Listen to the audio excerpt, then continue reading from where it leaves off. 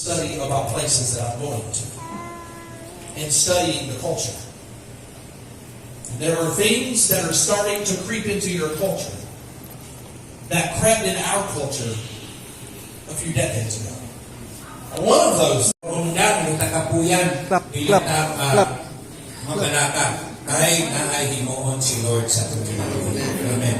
Now, namin tayo fellowship man eh. So, ang atong lunch will be served dito na pita. No? Dito na pita.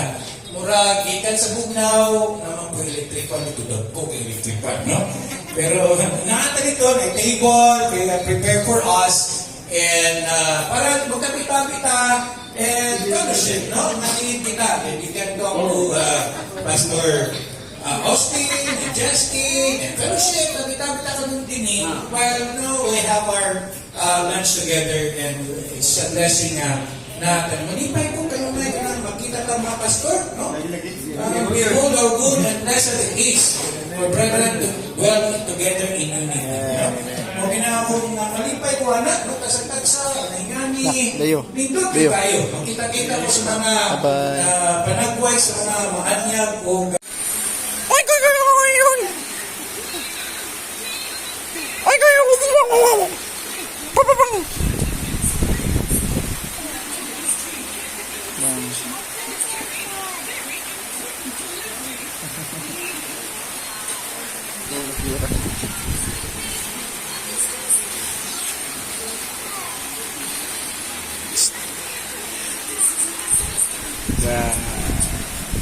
Bye-bye.